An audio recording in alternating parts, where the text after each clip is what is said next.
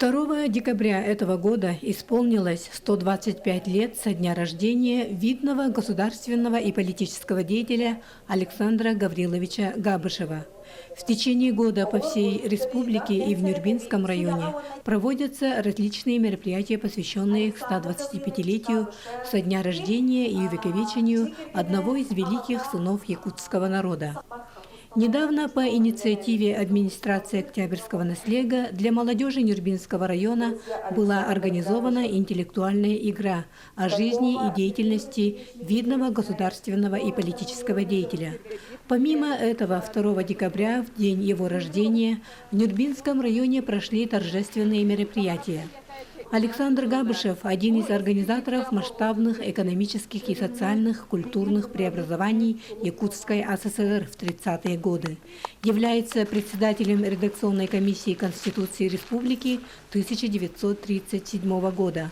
Александр Гаврилович Габышев внес неоценимый вклад в развитие государственности республики. Все нюрбинцы и республика, мы отвечаем 125 лет со дня рождения нашего знаменитого сына Нюрбинской земли Александра Гавриловича Габышева.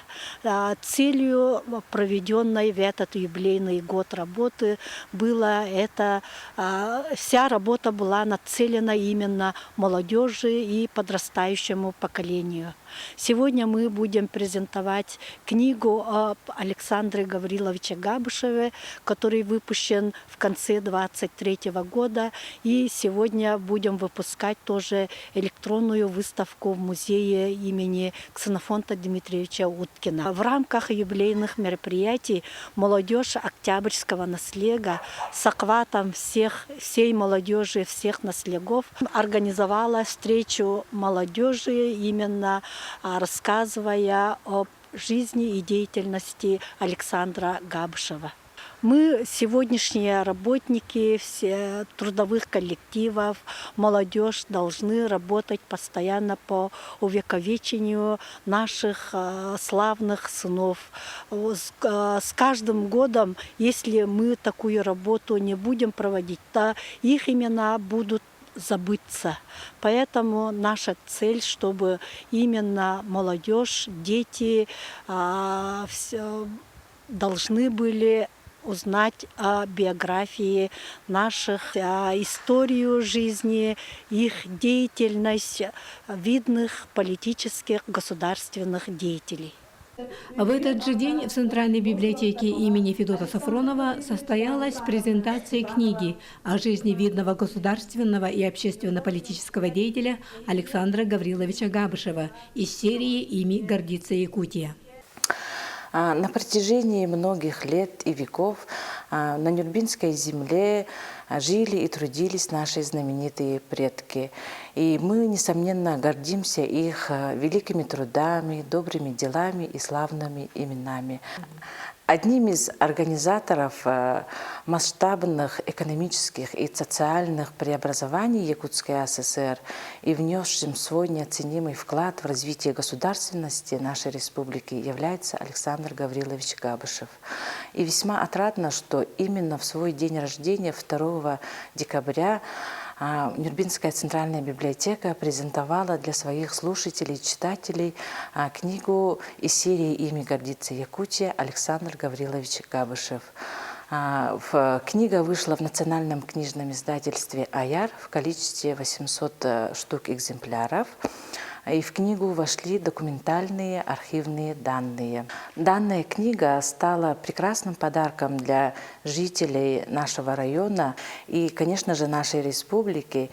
И отрадно, что оно совпало как раз со 125-летием Александра Гавриловича и с 200-летием с основания Мархинского улуса Нюрбинского района. В зале истории государственности Якутии Нюрбинского музея дружбы народов имени Ксенофонта Уткина открылась камерная выставка с мультимедийным контентом. Из фондов музея были представлены оригинальные фотографии, показывающие жизнь Александра Габышева. Также были представлены копии документов из архивного фонда. Мы находимся в зале истории государственности нашего Нюрнбергского музея дружбы народов. Этот зал был открыт в апреле 2022 года, как раз столетию автономии нашей республики. И здесь представлена целая плеяда государственных деятелей, уроженцев нашей Нюрнбергской земли, внесших свой большой личный вклад в становление и развитие нашей Якутии. Начиная здесь вот с братьев Донских, членов первого правительства, Степана Васильева, стоявшего у истоков развития, основания тяжелой промышленности всей страны, и заканчивая нашим легендарным главой начала 21 века Варварой Андреевной Петровой.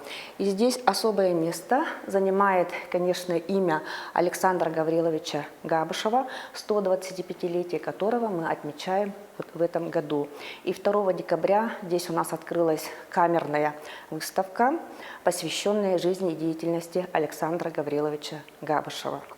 Но Александр Габышев, как и его земляки Степан Васильев, Михаил Мегажевский, Дора Журкова, учился в Вилюйском 4-классном городском училище, и его учителями были такие выдающиеся личности, как великий мыслитель народа Саха, один из основателей якутской литературы Алексей Елисеевич Кулаковский. И если это Вилюйск, то, конечно, это все связано также с именем энтузиаста, краеведа Петра Херсянфовича Староватова, который тоже был одним из его учителей.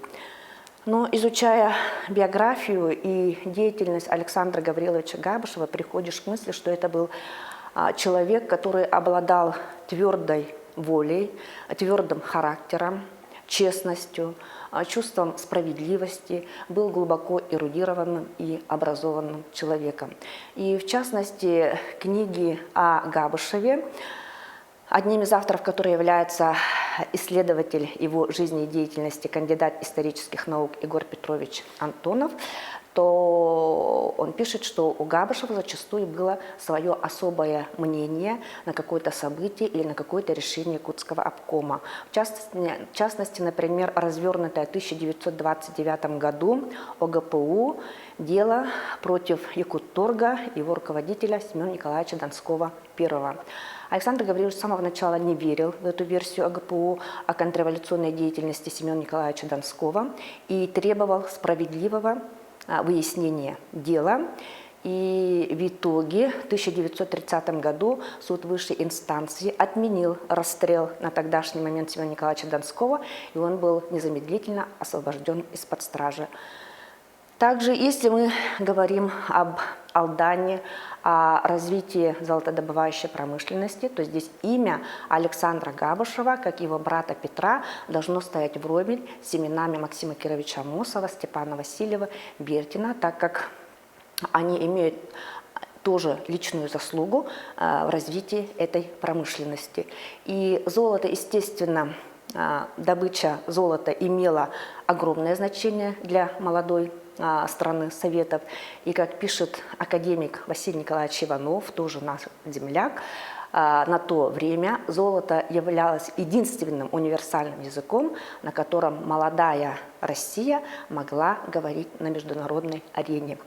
И, естественно, Якутия на тот момент была основным поставщиком этого драгметалла в лице союзного треста Якут-золото, и трест Якут-золото занимал передовые позиции во всей системе глав золота СССР, так как добывал 4-ю часть золота страны. Ну и 30-е годы из истории мы знаем, что наша республика стала очень бурно развиваться, стала развиваться промышленность. Это не только золотодобывающая, но также и оловодобывающая, нефтяная, угольная. И также широко стала вести разведка месторождения полезных ископаемых. Начала развиваться здесь и геологическая наука. И в этом огромная заслуга руководства республики, во главе которой стоял и Александр Гаврилович Габышев. Он 1934 по 1938 год он был председателем президиума ЕЦИК. С развитием промышленности, естественно, начинает развиваться и все остальное, такое, например, как строительство. Да? И тут выясняется такая трудность, что отсутствие дорог. И в первую очередь, конечно, у нас на то время не было ни одного метра железной дороги. Об этом в 1927 году говорил и Максим Амосов.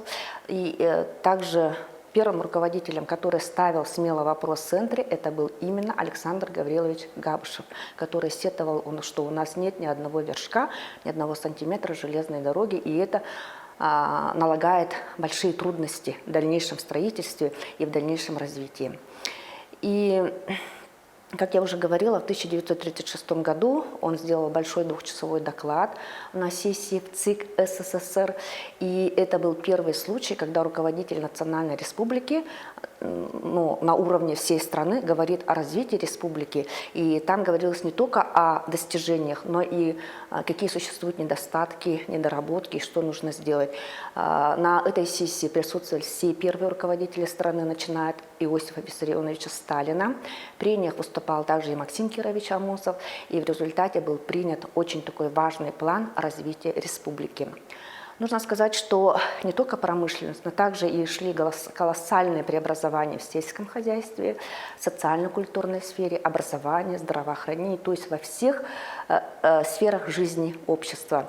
Еще раз повторю, что в этом заслуга руководства республики во главе с Александром Гавриловичем Габышевым, и это говорит именно о уме, таланте, мощи как государственного деятеля Александра Гавриловича Габышева, славного сына народа Саха, которым народ вправе гордиться, и мы обязаны сохранить и передавать следующим поколениям имя Александра Габышева во имя исторической памяти, исторической справедливости, исторической правды.